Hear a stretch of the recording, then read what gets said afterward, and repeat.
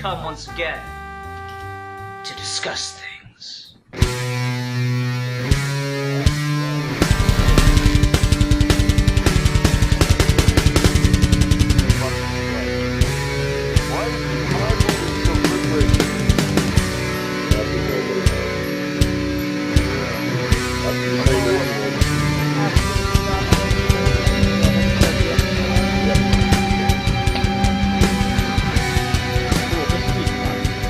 Alright everyone, let's go ahead and get started. Hi, ladies and gentlemen, welcome to another episode of Geeky Gentlemen. I am Super2, joining me today is Aussie Griffin and the Russian comic book geek Milan Jeftik. Say hello, gentlemen. Ladies and gentlemen, good to talk to you again. How the fuck you guys doing? Now, I'm sure they're all doing well. So, Milan, Yeah. just to see, for shits and grins, even though I know the answer to this, what are we talking about this week? I have no fucking clue. I just woke up. Alright, just take a minute and try to think. No clue. Yes, ladies I and have gentlemen, it is that time of the morning. Oh, man. It's your topic. That's the funny part about this. Really couldn't remember. Fuck it. I had shit to do today. What's going on? Well, fuck. Yep. Why did I So sleep you want me to in? spearhead this one? Yeah, okay. But anyway, we're going to be talking about the future of comic books this week on Geeky Gentlemen. Oh, yeah. That's right. Oh, yeah. It's for almost the like you whole- came up with it or something. What the audience don't know is we've been talking for like 20 minutes at this point, and I've been waiting for that exact phrase to come out of the Russian comic book geek himself. And I can now die happy. Alright, cool. So, moving on. So yeah, Steve had to bow out of this the last second because he has, he said he's losing his voice, which is not a good thing. And Milan just woke up. I just got off work. Ozzy's apparently in the 9th circle of hell at the moment. Busy week. Yeah, it's nothing to do. Just hang out with Judas, eat his heart a little bit. It's whatever. Literary references. We have them. Yes, Anyway. that's true. Anyway, so this week we'll be talking about the future of comic books, and this is a really interesting topic, and I'm just not really sure where to start on it. So if anyone has any suggestions, I'd suggest... take the lead. Absolutely. As somebody who, and I've got to thank Milan for this, as someone who's read not only comic books, but actually the brief history of comic books in the form of the book Super Gods, you got to understand where something's come from to understand where it's going.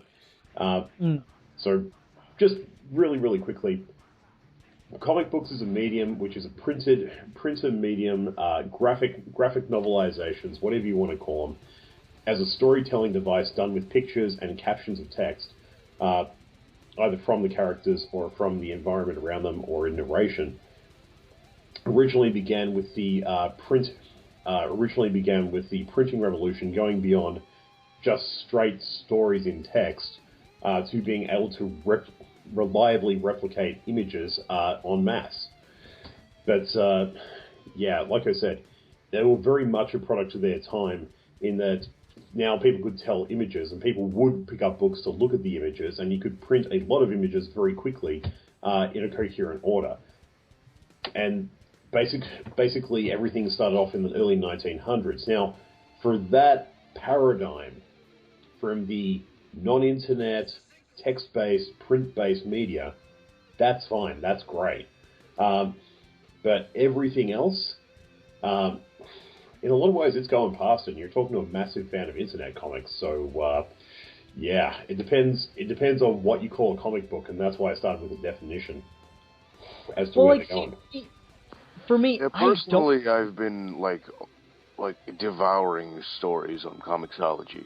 The main reason being is because it has that little, touch the screen and the panel moves feature, and I can't and I can't really read normal books nowadays because it's just like I miss that little cinematic quality to my reading of books. Like I've read all of Brightest Day with Comixology. Mm-hmm. And it's just... See, for me, I don't think comic books as a printed medium will ever quite go away, though. I think they'll get incredibly expensive, and digital will definitely step in to fulfill more of the role. But what it comes down to is comic books also have a very big collector's market. So I don't think that's ever going to go away entirely, and I think that the collector's market will make the books more expensive, and I think we'll see more trade as opposed to single issues for people buying stuff. We've already started to see that trend. But no, I think it'll always be available in print. I just think it'll be less common over time. Well, it's kind of like what happened with actual. Well, I hate to say it, but actual books. People still, don't get me wrong. You go down to the beach, you're relaxing with your friends down there, and you got some quiet time by yourself. You flip open a paperback and you start reading. People still value cheap, disposable printed media. That's not an issue there.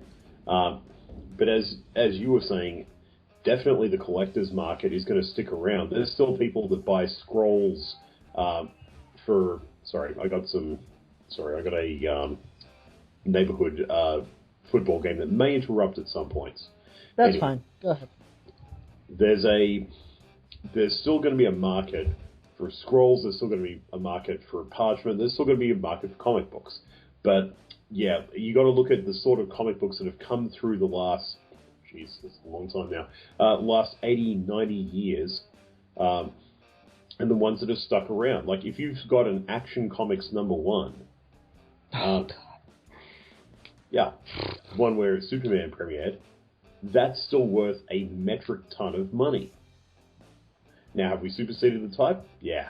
Have we superseded the story? Maybe.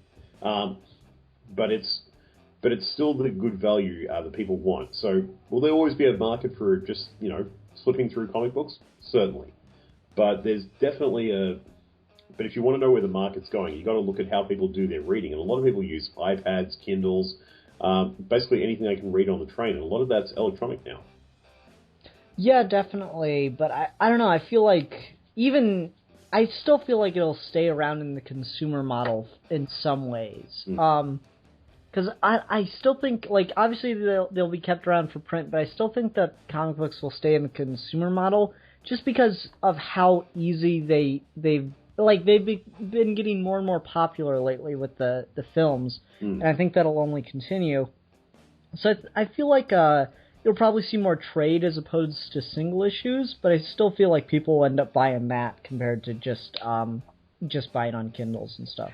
Yeah, the thing with that, if they're going to insist on selling single issues, they better sell it in, available places, drugstores and shit, so more people can get to them, Yeah, but I would really miss the all comic the trades in the shops, Yeah, but I would hate to lose the comic book shops, I would hate for those to become a thing. No, we can still keep the comic book shop, whatever.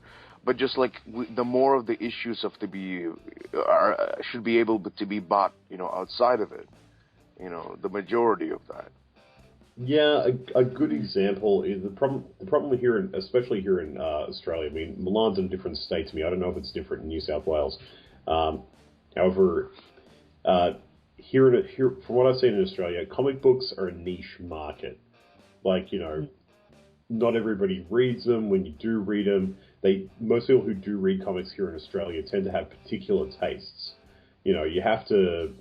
Most places that sell comic books branch out into other areas. They're selling collectibles, they're selling, game trading cards, they're selling... Yeah, but I think that's more just, your that's how my comic shops in town are too. Yeah. But that's just you're playing to a very similar audience. True that. Most guys that are into comic books probably aren't going to be into, I don't know, NFL memorabilia, though, to be fair, there is one shop here in town that sells both sports memorabilia and comic book stuff. Wow. But, no, because it's collector sports stuff. Anyway, but it is a similar market. Most comic shops also sell some of the new wave action figures, and that makes sense because, if I'm reading Jeff Johns' Green Lantern and they start coming out with figures from, the last story arc, yeah, I'm going to buy that. if that's my kind of thing. So, like, I don't know, I feel like comic shops will stick around, and I feel like the comic books in print will stick around. I just don't think that they'll be the huge share of the market that they are. But at the same time, I just can't see digital taking over, because it's a really hard sell for me to spend $2.99 on a comic book that I don't physically own. Yeah, I got to disagree with you on that one. And I speak as a massive fan of online webcomics. There are people who paid good subscription fees, not many I might add, but there are people who paid good subscription fees for exclusive content and digital artistry. And granted, some of the artists out there are talented. Granted, the ones, if you ask me, that get more back to their audience are the ones who actually listen to their audience and take on board criticisms.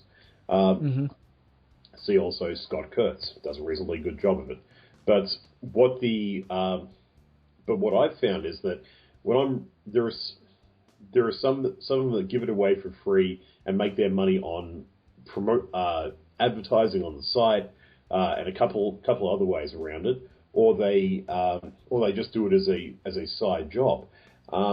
Dedicated storytelling mediums like comic books, those I see transitioning, but it's more going to be what I see in the future is more a case of, hey, we've got a great online comic, you all read it, and as a side thing, you can actually own it in print if we decide to do a print run, because print runs are going to be the more expensive side of things compared to the digital.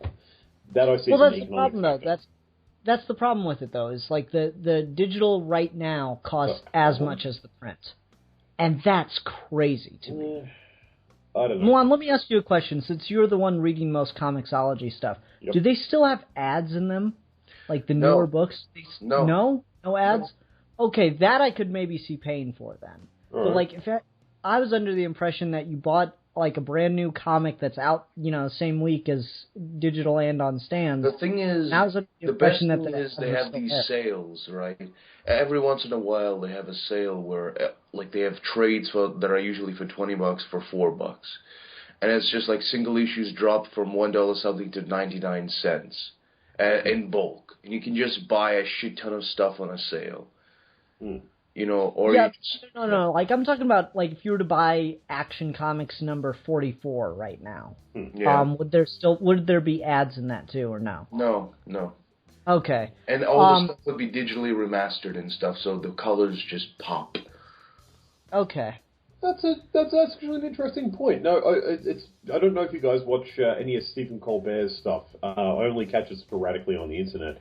I'm way too busy to watch regular TV these days. But I was just going to say, no, there's this great joke Stephen Colbert did when he talked about putting in advertising for the future, and he brings up these matte green painted items onto his desk. And he just goes, you're probably not going to believe it, but I scored me one of these, and the whole crowd applauds, and he brings up this matte green cube. This is bigger or smaller or more effective than last year's model. I can see comic books doing the same thing with these matte green pages. And they put new ads in as the contracts change.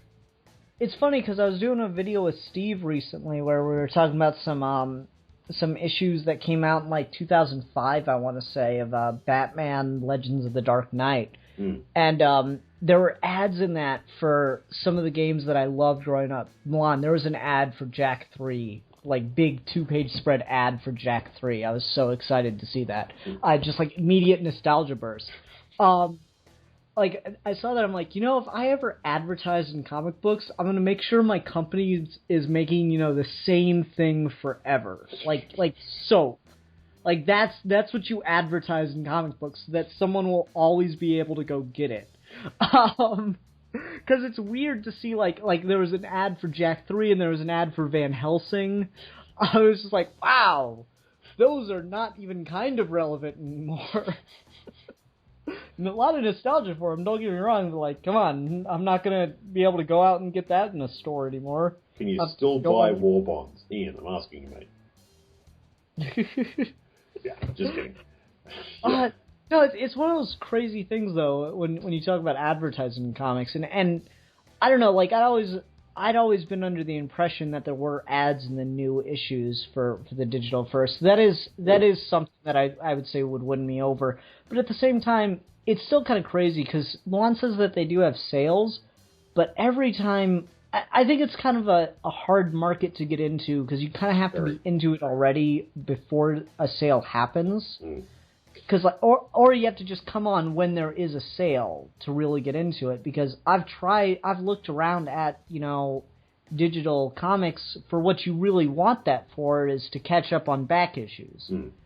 And like if Marvel were to put out, I don't know, every Captain America comic published in the '60s and charge me like $20 for it on digital, I'd buy that in a second. But if I want to do that on digital, I probably got to spend roughly $200, which certainly will be less than if I were to go try to buy the issues in stores. Hang on, but $20 per issue you're talking about? No, $20 for all of it.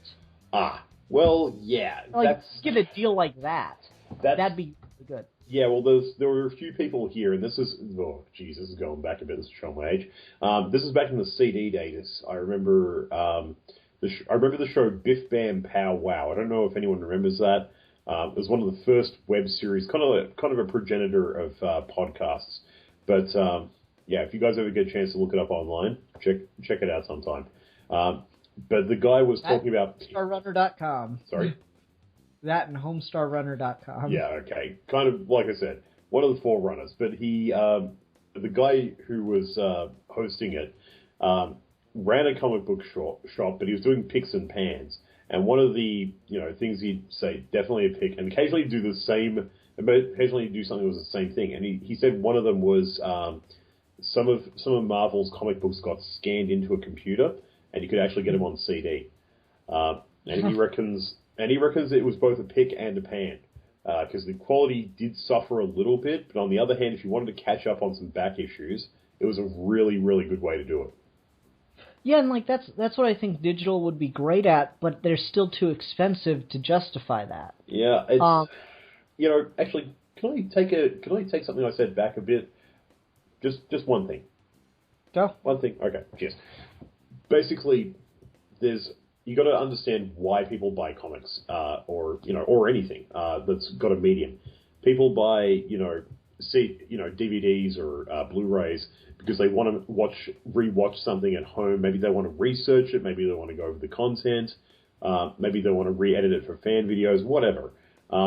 It's a joke about piracy here, but when it comes to reading a trade, like I was saying before about being down at the beach, reading a trade paperback, sometimes you want the new issue in your hand so you get the full experience. So you're literally looking at it and absorbing as much of the art, saying, like, I don't have to worry about zooming in or whether I'm getting a good quality. This is as good as the print quality was supposed to be. This is as fine. This is as much as I'm supposed to zoom into it.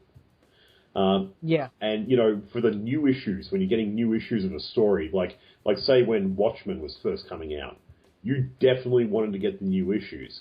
You definitely want to be able to zoom in because, friggin' hell, there was so much detail in that book. Anyway, but there's so much detail in there, you want to look at it as hard as you can. And that's one reason why I don't see it going away. I don't see comic books going away, but I do see it as a shifting of balance. So yeah, just something I wanted to revise from what I said earlier. Yeah, Watchmen ain't shit. It's too damn cynical. Yep. Like it's great. No, it's great. I love it, but it's ain't shit. I'm saying that to be a rebel. This is where I just check my watch and go, any second now. Gonna just suddenly gasp and die on the air any second now. Yeah. Seriously, Alan Moore fans are almost as scary as he was. Alan Moore's not scary. He's a delightful old cunt. But no, he's not. He's really just a terrible person. Here's my thing about Alan Moore. He's a sweet Here's my thing about Alan Moore. You know how every so often we'll get that one artist who no one ever heard of while he was alive, but then he died right before he was about to get famous, and then for years after his death, all these amazing works were coming out and stuff. Jack Kirby. I wish Alan Moore had been that guy. Just so I could get all the brilliant work without having to hear him talk. Yeah, you think you're good with your bad, man. I'm just saying, Alan Moore is that guy, like, God, I love his work, but he, just everything that comes out of his mouth. Alan Moore has a case of diarrhea mouth. Yeah. Alan Moore and Donald Trump walk into a bar and they get along perfect. Well, that's not true. Alan Moore's got a more of he's like a free love, artsy, like fartsy, fucking hippie dude. No, the assholeness transcends their political views. And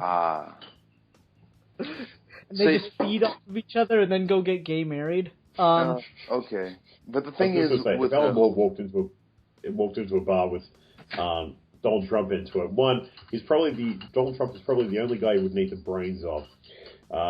Because let's be honest, what's there? Anyway. Yeah. Sorry, but seriously, talking about like the future of comic books, I was mostly thinking about the storylines and the possible, where the continuity might go. Because the whole shipping and purchasing of this stuff, sure, that's interesting to me. But I want to, like, what do you think guys is gonna happen? Ian says that everything Batman related is they're just replaying the early 2000s. No, they're not replaying the early 2000s. It's just Scott Snyder is just ripping off Grant Morrison, then adding, like, evil twin brothers. Really? That's where they went? Yeah. I'm shitting you. That is what Court of the Owls is. It is a page-by-page rip-off of The Black Glove and Batman R.I.P. condensed down into one story, and the only thing it adds is Batman's evil twin brother. Wow. That is it. It is literally, yeah. I don't say this very often, but that's fucking weak. Yeah. I mean, retelling a good story, there's nothing wrong with that. Hell, that's been done a million times, and we still haven't gotten tired of it. Otherwise why are we doing this podcast? But seriously, that's all, like, that massive cliche. I mean, Gravity Falls did it better. Hey, and he wasn't even evil. That was better, because it was conflicted. Anyway, non-pod. Well, actually, on the Batman point, I think the biggest problem with Batman in the comics right now... He's becoming Wolverine. No, not that. That's certainly an issue, too, but, I mean, that's not Batman's fault. That's DC's fault, and, if you don't want that to happen, then quit buying Batman books, everybody. I think the problem with Batman right now is everybody who gets a hold of that character wants to make this monumental run that's going to redefine the character for generations and blah, blah, blah. And so every time someone gets a hold of him, they're completely contradicting each other because everyone has their Batman. So what I want to happen, and it's not gonna, but what I want to happen is for the next, 5 years of Batman books, you put out all the Batman books you want, but you do self-contained stories, 2 to 3 issues max, maybe an overarching story for each writer's run, but they don't get to branch out and affect the universe and the character for years to come. They just do quick one-and-done stories. Those are the best Batman stories where he just got back to being a detective. No, I don't mind. I don't mind the globetrotting and the supernatural stuff, but just bring down the global scale. Not the global scale. Bring down the attempts to make it, say something to one effect or another. And I love stuff about superheroes definitely, but Batman in particular, that says something about human nature and the character and everything. But we just have so fucking much of it. Just tell a story, people. Yeah, the thing is, these are pulp characters. Let's all be honest here, and that's wonderful. And you can tell amazing life showing fucking stories with them. And there's nothing wrong with being a cool pulp character. Sometimes you just want to see Batman do a cool thing, and not even Batman. Yeah, it's totally. just there's a whole world, there's a whole universe out there. I mostly started reading stuff that hasn't really... I've gotten back into Batman. I'm reading Little Gotham and shit. And it's I'm reading the good stuff, but it's just I'm also reading other stuff. I'm getting into I read the original 52, I read fucking Brightest Day, Blackest Night, all that stuff. Let me make a point before it becomes irrelevant. Yeah. I think that's part of the reason that I've been into Zorro so much, because Zorro comic books like, they might say something interesting about Diego or whatever, but I mean, the character's been around for almost 100 years at this point. Mm-hmm. Most things that are going to be said with Zoro have already been said, and so when people write it, it's just because they love the character and they want to tell a quick Zoro story. So, like, I read through Zoro the Dailies the first year, which is great if you can get a hold of it. And you know what that story's about? No. It's just about Zoro trying to get a dead Indian to the ocean, because that was her religion and he wants to pay respect to her. And all it is just a really cool, like, carriage chase and everything.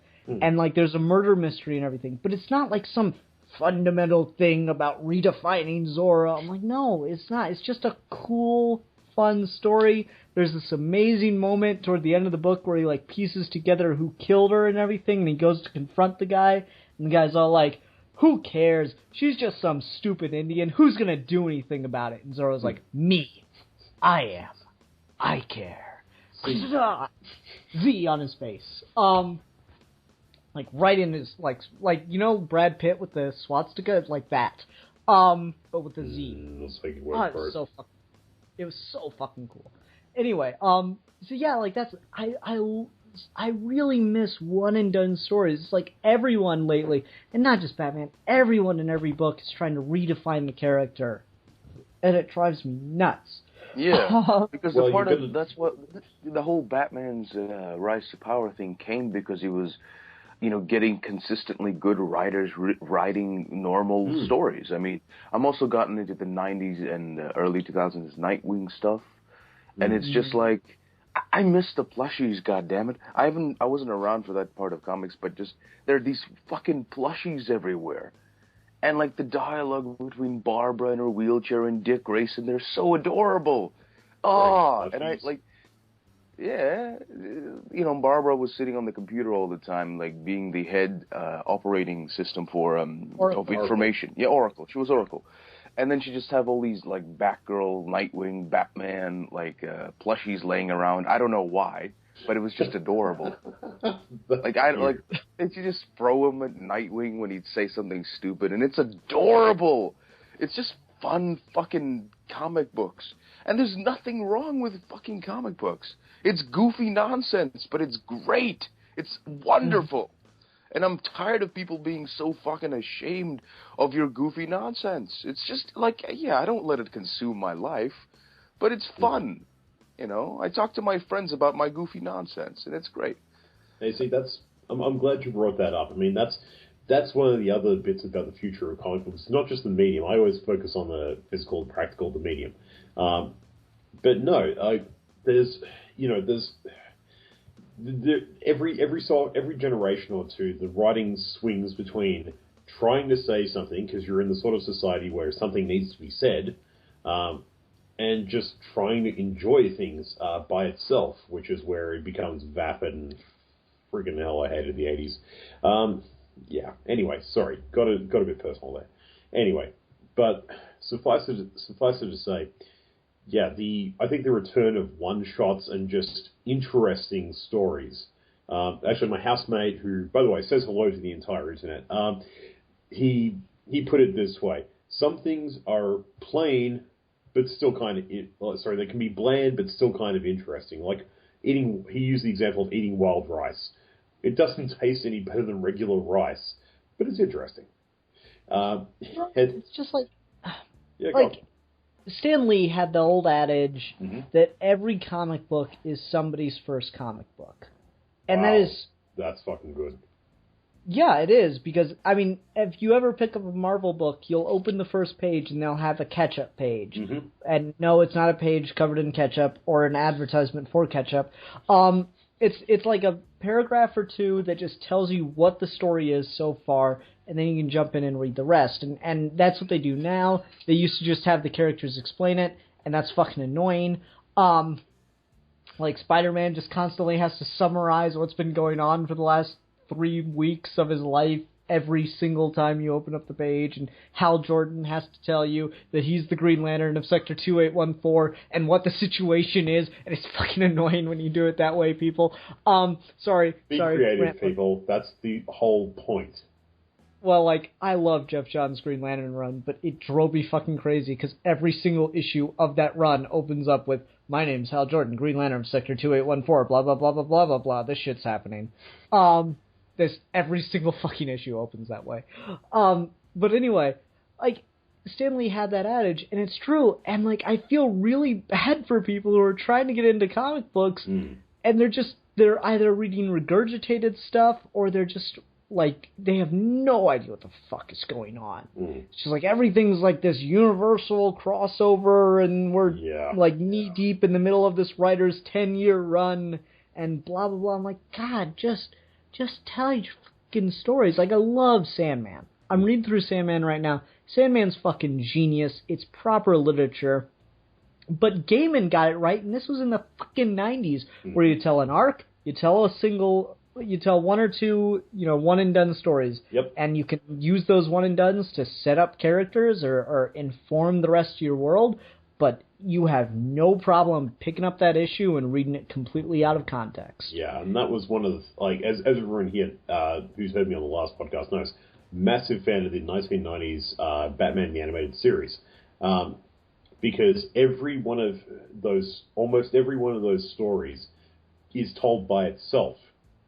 This is the setting, these are the characters, like, Gotham's usually the setting, these are the characters. This is tortured soul and crime fighter Bruce Wayne taking on insert problem here. Go.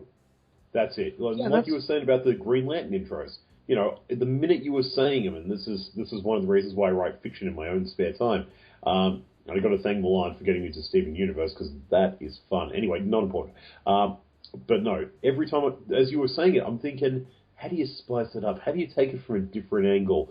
And suddenly I'm thinking back to this, you guys have probably seen Justice League Unlimited? Yeah, of course. Yeah, the episode Clash, where I think it's Superman and Captain Marvel take each other on in this uninhabited city, convenient enough, and basically level most of an entire city trying to beat the living snot out of each other. In order to stop each other from trying to destroy the city. Irony. And there's this great, and it starts the whole episode off with Captain Marvel being called in when Superman couldn't make it in time to stop Parasite. And it's a cold intro, but it's a standalone story. It sets you up for the resolution of the story, which is done by the end of the episode. Thank you. And it helps, and it's convenient. And it helps inform what Lex Luthor's up to in that season still. Bingo. Exactly what I was going to say. It helps the story arc along, but that's the thing. Is, like, episodic doesn't mean that you can't serialize things. Like, I've finished watching through Star Trek The Next Generation, and by and large, it's a good show, but what drove me crazy about it is every single problem had to be solved in 40 minutes. No matter, like, fuck character development. You solve this in 40 minutes or we don't ever address it again, man. You guys have read Red Shirts, right? Yeah. It's just one of those things where I'm like, okay, can't we just, like, we can solve the problem of the episode, but we can let some of this character development, kind of gestate and develop? Yeah. As opposed to having this amazing, like, epiphany about yourself and fixing it in 40 minutes? And that's why I brought up Clash, because it's a perfect example of genuine character development, but it's not impeding anyone else's story. It's a story unto itself. But it enhances everything else, but you wouldn't lose anything else if you took it away. Except that you'd lose this bitchin' awesome fight scene. But that's not the point. But this is what I'm saying about the future of comic books. It's not just, don't get me wrong, this is something that, once again, something I thank Milan for. This is something Grant Morrison went over in Super Gods. You've got to have I'm trying to look for the right words here. If you're going to do a universe, multiple titles, multiple characters interacting with each other, even if you do a New 42 or a Day M, if memory serves, it was called, from the Marvel Universe, where you hit the reset button on every one of your franchises. Every one of the characters that's left has to have their own story arcs. You can fight with the Justice League, But outside the Justice League, you had your own vigilante career. Mm-hmm. That's what I'm talking about with comic books, and that's something I agree with Grant Morrison on. If you're doing universe to the exclusion of other stories making sense, congratulations, you've failed.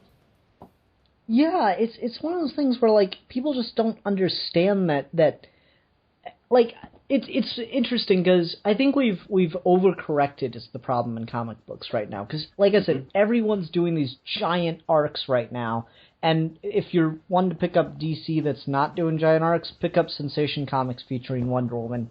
Brilliant book, cannot say enough good things about that. Yeah, it not only is it not a big archy thing, not only is it one and done stories in an issue, you get like 2 or 3 stories per issue. It's amazing. Anyway, like I think we overcorrected because now everyone's doing these gigantic arcs in comic books.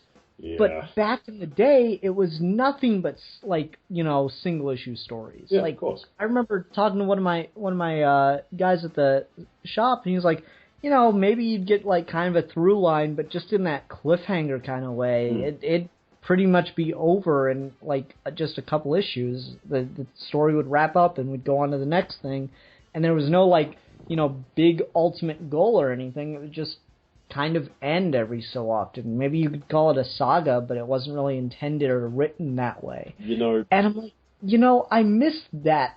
Like, I think that was a problem in and of itself, but I kind of miss parts of that, and I like parts of about what's going on now, but it gets to weigh on you so much, because you're expected to remember all this development that's going on for fucking years back, and I love Grant Morrison. Nailed it. You just nailed it. I love Grant Morrison to death. But my God, you could not have expected people to fall in love with Batman Inc. when that was, what, almost 10... No, not 10 years.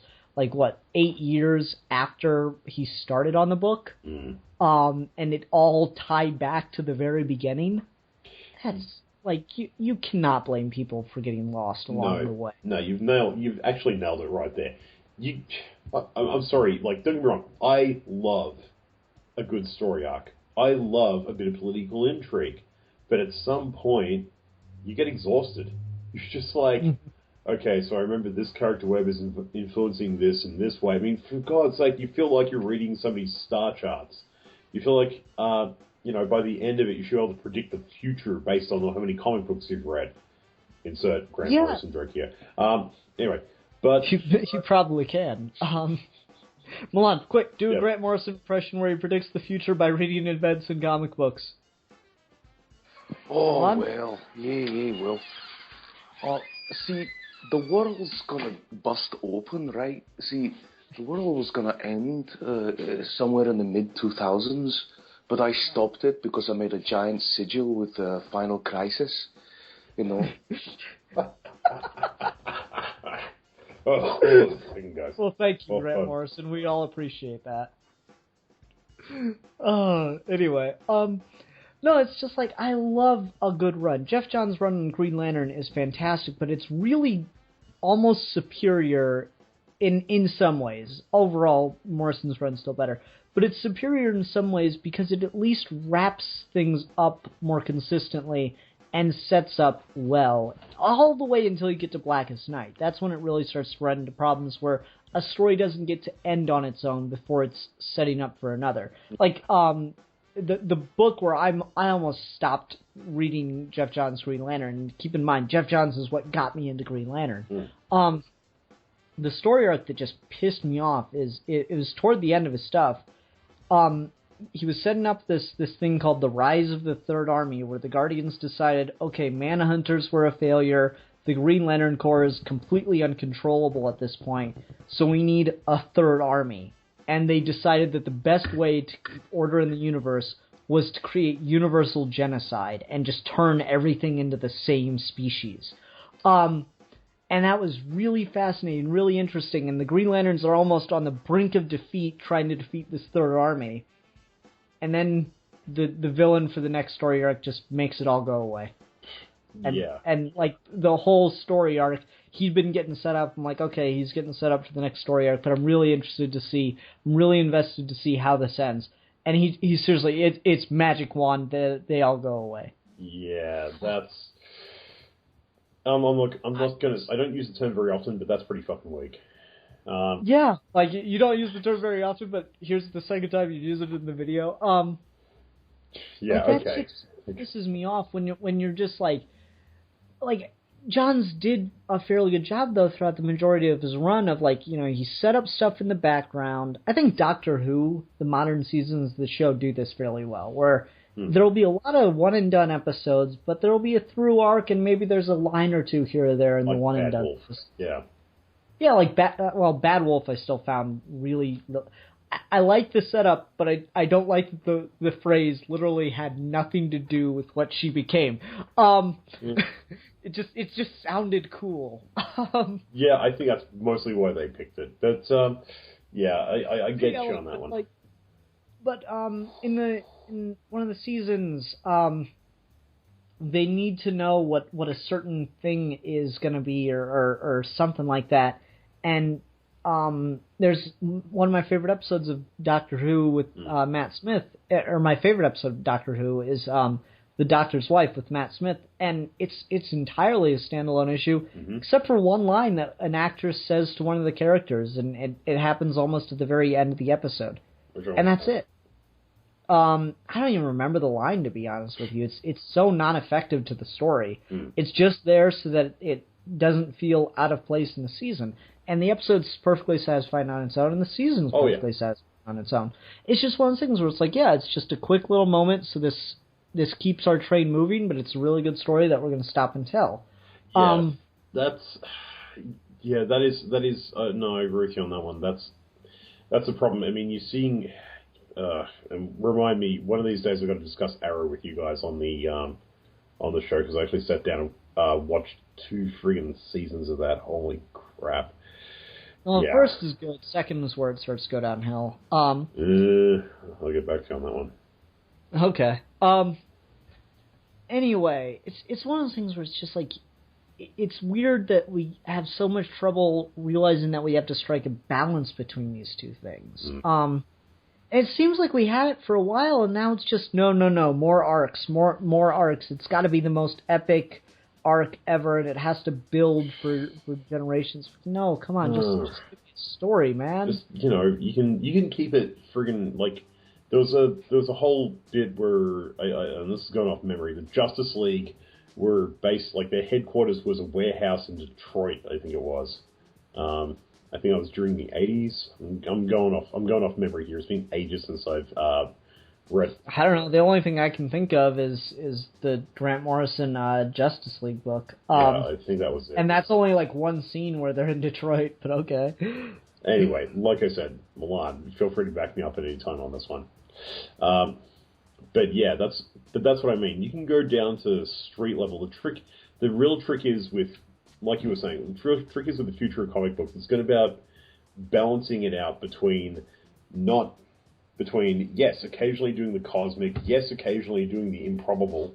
Actually, it's all improbable, but that's not the point. Yes, doing the stuff that stretches even comic book fans' belief, but on the other hand, not losing the sense of scale that you need to have the power, or those characters have impact. That's probably the one word I could use to define the future of comic books. What's going to have an impact? It's like Milan said. He was talking about, I think it was comicsology. Yeah. Yeah. Okay. So, comicsology has what do you call it? It's got impact. Like I read webcomics. Like some of them, like the Gods of Arcalan or a few others. You use you use your actual mouse on the screen to appear to turn pages. It actually has to render each page individually so it appears to turn. That's a nice function. I like that. That's a good compromise between print and digital. But it makes me feel like I'm reading an actual book. But when you're reading it, no matter the format, you get a sense of scale for the world.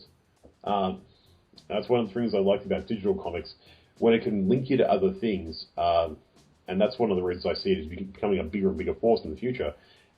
You can, you get a sense of, it does give you a sense of immersion, but only so far as you're willing to follow the extra information. You know, if you just want to have it described in the characters' terms alone, okay, that's all you get. If you want to look into the subject more so you get more out of the story, also good. If you can read the story without needing to do the research, then you've struck a balance. You've got a sense of scale. It's entirely up to the user. But like I said, I think that's why stories like Zorro can keep continuing to be interesting, because human beings, as one to another, that's your fundamental sense of scale. That's your unit of measurement. You know, is this, you know, it's the Hulk. Is he massive? Okay. You've got a sense of scale that a guy about twice your size and, you know, an infinite number of times your strength is throwing his weight around. If you tell the story, that's once again one thing I'll give Steven Universe. And this is actually, if you look it up, and I recommend everyone listening to this podcast do this, assuming you haven't tuned out, gone to sleep, smoked a reefer, whatever's good. You have if you see Rebecca Sugar, the woman who wrote Steven Universe and A Bit of Adventure Time, when she talks about when she first cracked into the industry, perspective was the one word she used to sum it up. She'd do her artwork, and she'd be doing, the best advice she ever got was, what's your perspective? What angle are you looking at these characters from? If you want to see something that's impressive, when you see a character drawn as you would look up at it, or as you would look down at them, it gives you a different take on it, and it gives you more engagement. Like I said, that's definitely going to be part of the future of comics.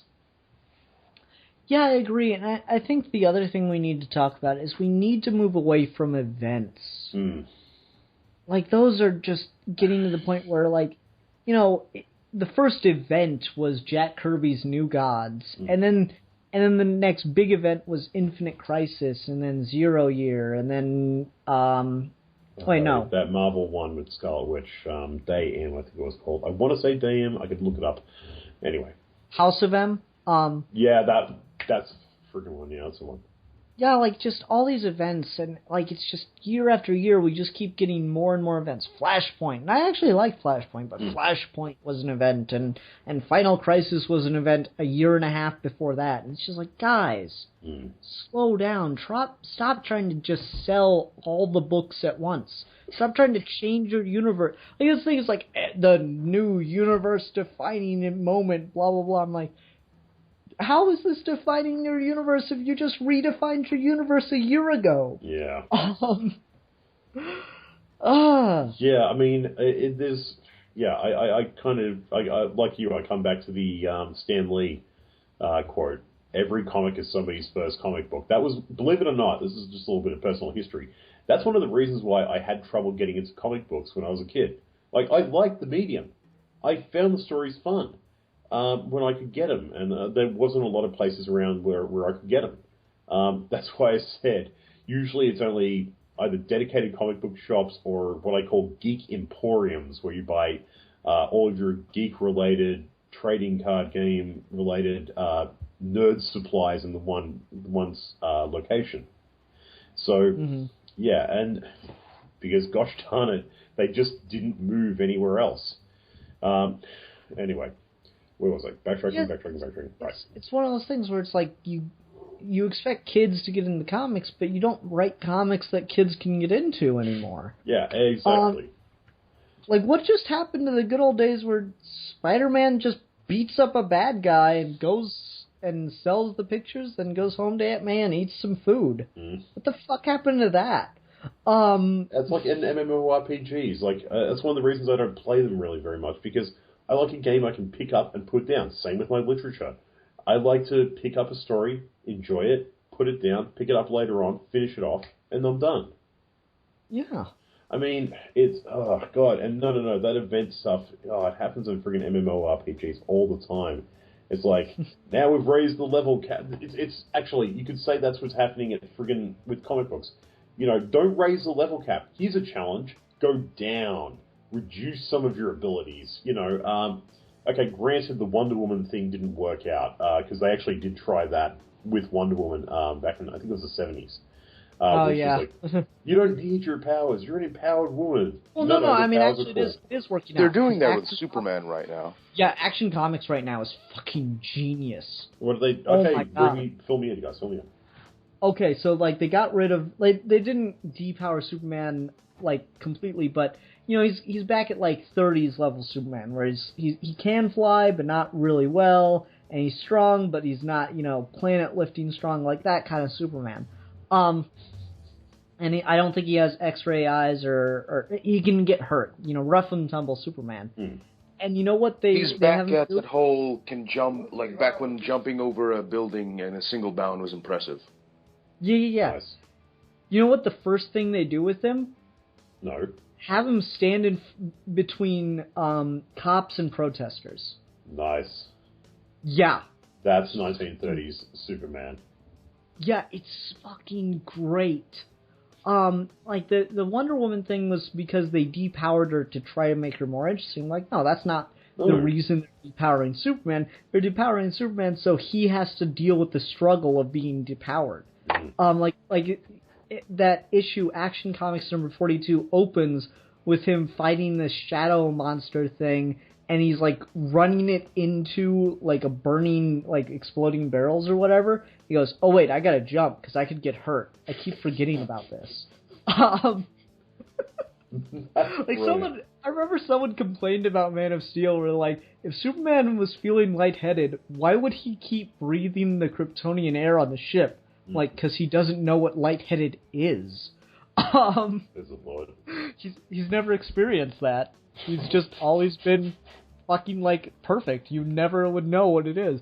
It's like, God, what was it? People used to ask me, are you getting a Charlie horse? And I'm like, I don't know what that is, but maybe. Like, I'd say my legs hurt, and they're like, you got a Charlie horse? I'm like, I don't know what that is. I've never experienced one, so maybe I do. I don't know. Tell me. What is the exercise-related ailment? This is probably the wrong audience to discuss that with. Yeah, but like stuff like that, where it's just like you won't know what it is until you experience it. That's like one of my favorite moments in all of Superman is in Superman Earth 1, where he like picks up a piece of. It's not Kryptonian. It's the other alien race that's like Kryptonians in that issue. He picks up a piece of their technology, and he tries to open it, and it electrocutes him, and he goes, "Oh, so that's what pain is." I love that. Like that when you think about it, yeah, that's what it would be like if you were fucking invulnerable. No, and that's one of the reasons why a lot of people refuse to write Superman. Well, at least refused to write Superman in the 1990s. He was way overpowered. I mean, he could bench press a planet at some... Well, depending on who was writing, he could relocate planets with sheer force of will. I'm just like, no, that's not fun. No. That's... Yeah, you need your hero to be able to overcome things, and so your choices are either make your villains more and more powerful, which is why I think we got characters like Bane and Doomsday, or make your heroes weaker. And I think there's a way to strike a balance between that, because I made a video a couple weeks ago about how I don't like that some people write villains, and this drives me crazy. I needed to refine it more, and I think this is a good place to do it. I hate when a villain is only defeated because the villain did something wrong. Yeah. Like Age of Ultron is a pretty good movie, but one of the things that's bothering me about that film, and why I want to love it, but I just think it's okay, is Ultron just makes a lot of stupid mistakes in that film. Yeah, like you could write no reason. Some of them off as him being you could write some of them off as him being an AI that hasn't fully mapped out human behavior. No, I don't think so. It's just like I don't understand why the hell he kidnaps Black Widow. I just don't know why he does that. And Vision cuts off his ability to escape through the internet. I'm like, yeah, but you didn't think maybe you need just an extra body? I mean, you've got thousands of them. You couldn't just leave one in fucking Antarctica or something? Just anything. It's so weird to me. There's so many things where I'm just like, why didn't you just little stuff? I'm like, so the end of the day, the heroes really only win because the villain screwed up, and I hate that. At that point, your hero isn't a hero anymore. They just got lucky. And that bothers the crap out of me. So you need to strike a balance between that and between making your villain just completely impossible to beat so that your hero has to lose. Every so often, losing is not a bad ending.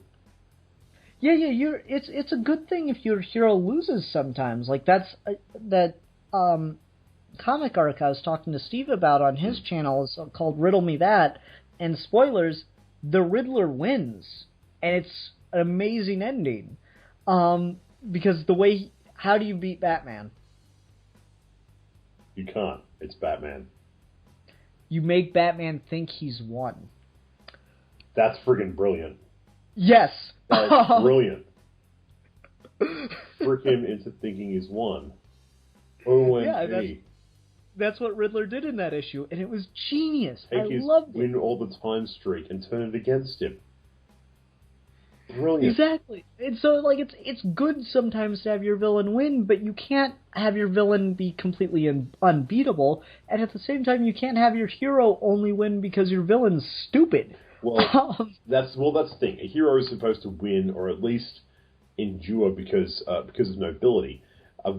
If you're winning because of sheer dumb luck, eventually you're going to piss. Well, as with you eventually just piss off your audience because you're like, dude, what did my hero do here that some schmuck vis-a-vis me off the streets could not have just waltzed in and just done through just being there. I mean, it's like that time Australia won the speed skating in the Winter Olympics. Yes, it actually happened. Why? Because everyone else fell friggin' down.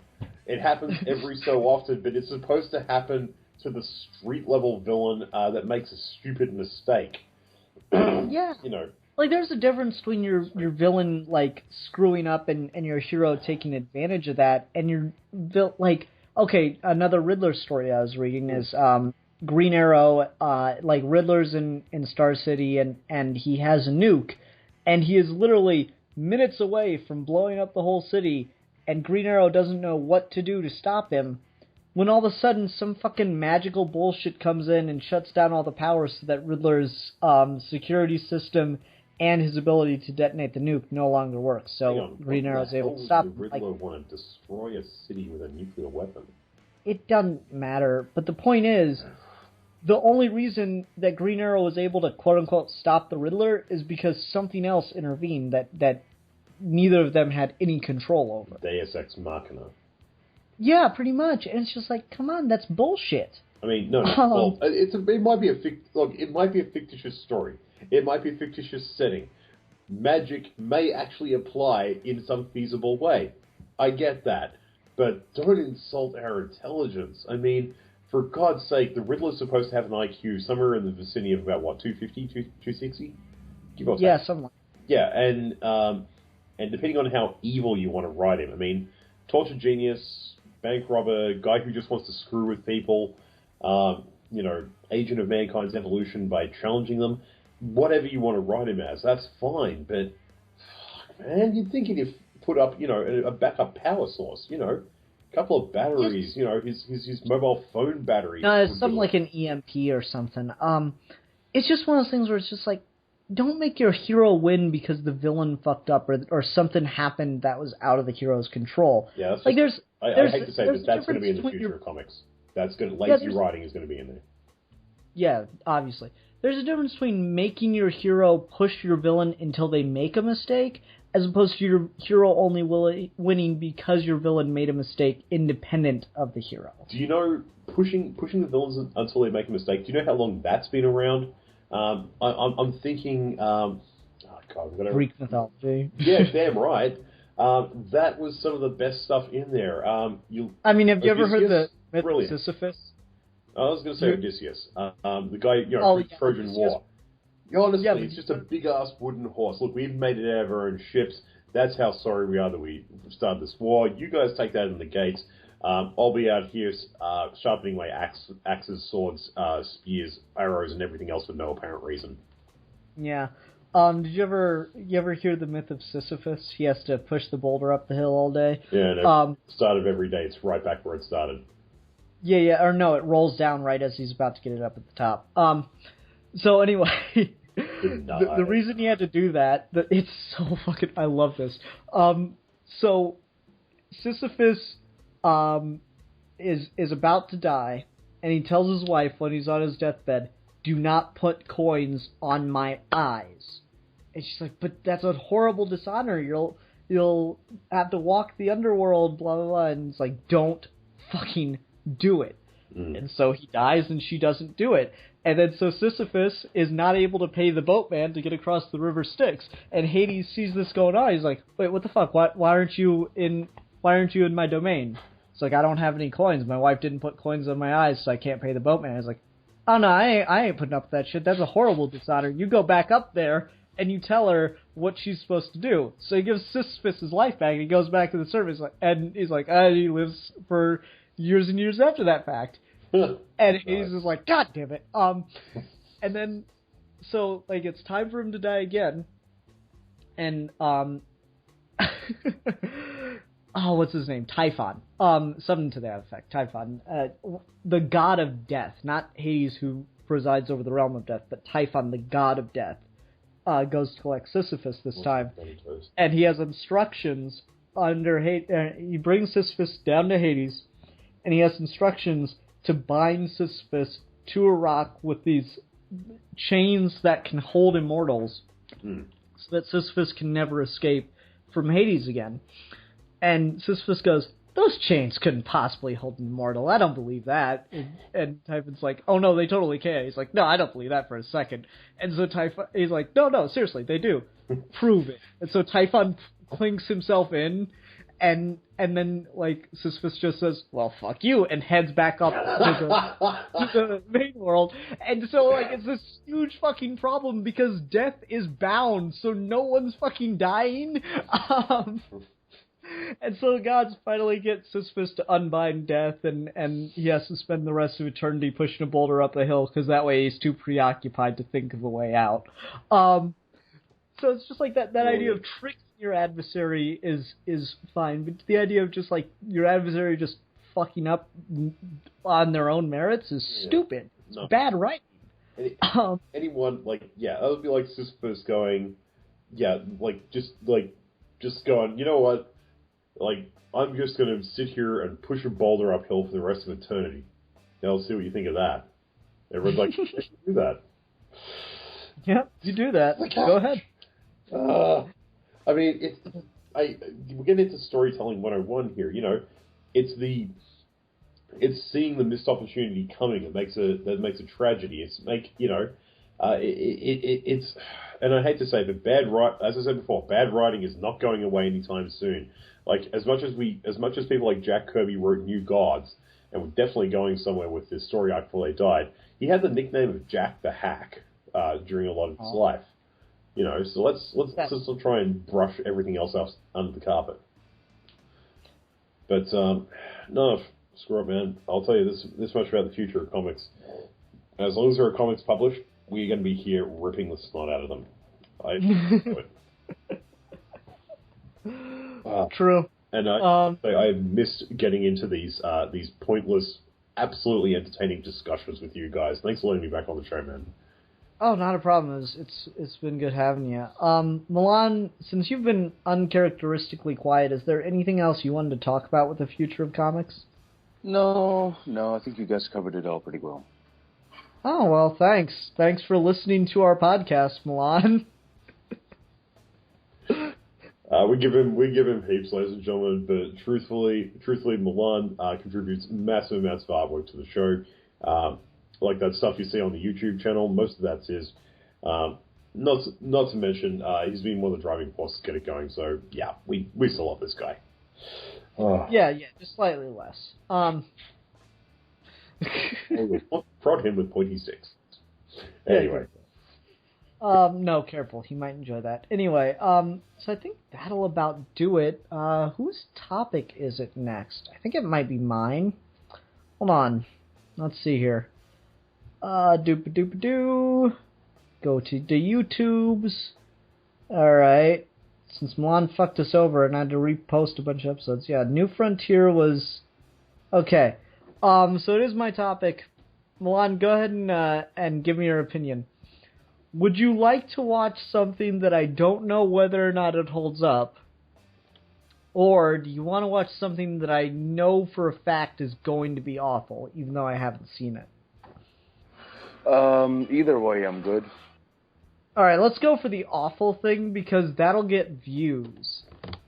So, ladies and gentlemen, next time on Geeky Gentlemen, we will be discussing the most amazing film in the DC catalog, Jonah Hex.